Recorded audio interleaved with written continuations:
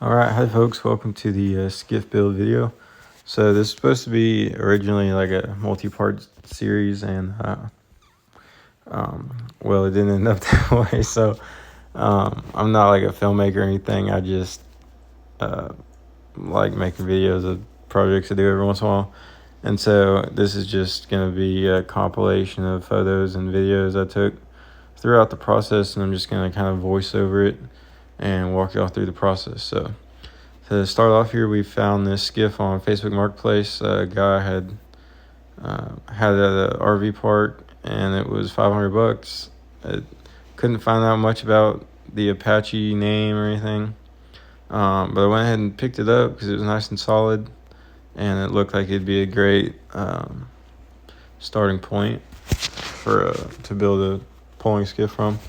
So I like it kind of is like a big Gnu. It's a little bit wider than a Gnu or a Townie, but it's very similar whole design, which I like about it. So the trailer axle is bent, so I brought it home on a flatbed. We got a lot of trash out of it and started to power wash, or I started to power wash. I don't know why I'm saying we. It was just me. I started to power wash and clean it up and get it ready for paint. So you can see it there. I had to kind of rig it to get it off the trailer. But first thing I did was pull that old 25 Mercury off. It was missing all sorts of parts. So I pulled that off, threw my 20 horse Suzuki on, and then we started working on the paint. So put down a layer of primer on the casting deck and on the gunnels, and then I decided to just leave the gunnels gray because I kind of like the look. And then I ended up going ahead and working on the floor. You can see there's finishing up on the gunnels. And then for the floor, I used white Krylon heavy duty paint, oil-based paint with a acrylic catalyst, and then also mixed in play sand to act as my non-skid. And so again, there's me working on the floor now, starting to lay the white down. And then you'll see it here in the video. But that non-skid worked pretty damn well. It wasn't too sandpapery, but it was definitely grippier than just the regular paint. So you can see there is, once I had it done, and then I put a little foam. That's like sound deadening foam, but it's kind of cushy, and I just had it, so I used that to line the benches with. It looks alright. Or eventually I'll replace it with some sea deck or something.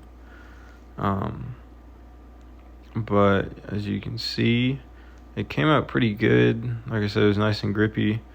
And I started kind of putting stuff in it and seeing where I wanted things and kind of fiddling with stuff. As you can see, I've got all my stuff put in the little compartments now.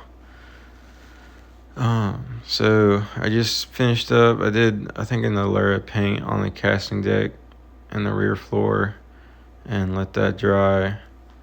And so the whole paint process took a couple of days, and then we went out and tested it, and it worked pretty well. I needed to raise the motor though, because the motor was too low, so we had to get a bracket. But then disaster struck, and so that I told you that axle was bent. Well, I had unbent it with a jack and was using it for several months, no problem, or about a month, no problem. And then one day with no warning, it just snapped on me. And it was a day I hadn't put the transom strap on the boat, so the boat slipped off, but it was mainly just gel coat damage. So we got all that gel coat damage fixed and measured out the trailer for a new axle.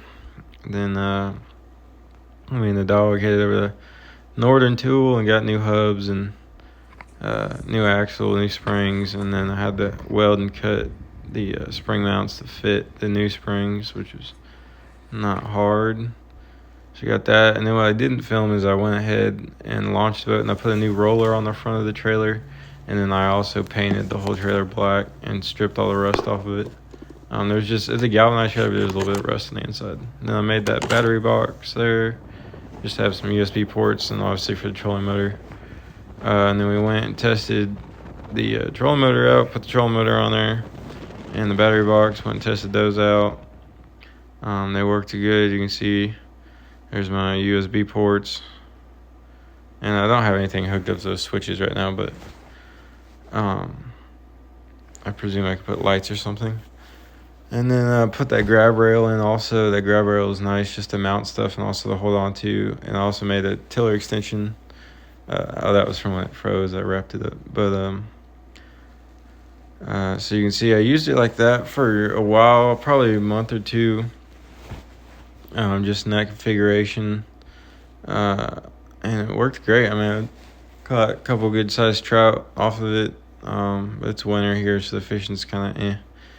Then I decided to take it out. Now what you, again, didn't see is between these photos. So I decided to take it out to Lake Amistad in Southwest Texas, Del Rio. And it was a lot of fun. And the boat did great out there. We took it up the river, got it into the shallows, it banged it up on some rocks, and it took it like a champ. And as you can probably see now, if you're paying attention, the inside of the boat's all white now. So I did go ahead, I forgot to film it, but I went ahead and painted the inside white. And I also repainted the outside of the boat white. Not a big difference there because it was already white. The inside looks better all white to me versus how I left it with the gray. I think it looks better with just white gunnels, white floor, white grab rail. So I painted all that. And then I repainted the outside. It looks the same. It's just brighter. It's just a brighter white. It makes it look a lot newer.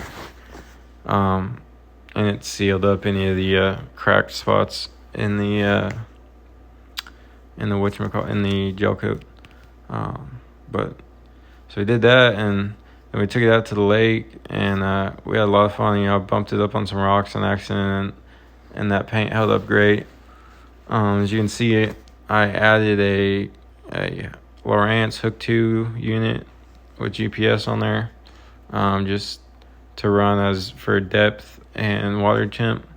And then also I don't always bring my iPad to run Navionics, so it's nice to have the GPS on the Lowrance too. That way I kind of have redundant GPS, plus if I forget my iPad or I just don't want to bring it, I can use that deal.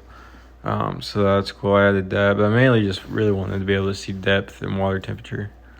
So this is at Lake Amistad, going under the famous bridges there, headed out towards the dam, and just beyond that point is actually Mexico. So that's fun. So when we got back, I decided, it's time. I decided I'm really in love with this boat, and it's time to add a pulling platform and really finish it off. So I threw this pulling platform together. As you can see, it's not the world's straightest piece of architecture, but it works and it's solid and it doesn't flex or move. But all it is it's some old support struts for a deer blind. It's galvanized 1-inch tubing, and it had these flanges on it, on the ends of it, where it bolted together to the other pieces to make the support struts. And I took those flanges and bent them, as you can kind of see there as I look down, to make the feet, and then it just bolts directly to the gunnel, and it works really good. So that was the pulling platform I built, and then I just showing there the mounts for the graph and the iPad. You can see I painted everything. It's all done up now. Pulling platforms on it, trolling motors on it. It's got a big speaker that I use in there now, so it's all ready to go. And so hopefully we'll make some more content. I'm gonna make a video about that trip out to Amistad, but basically I just wanted to show you all that for a budget. You can pause and look through here to see what I spent on everything. If it says 0, that means I already had it, and the shakas mean that it's something that's been done. It's like a check mark. But I just want to show you I only have about $2,400 in this boat and about $400 in the trailer, and I have a nice technical pulling skiff that'll compete in tournaments with the best of them. So just wanted to show y'all what I did and how you can maybe use some some ideas that I took to make something for yourself and save some money and have a cool boat. So thanks for watching. We'll see you on the next video.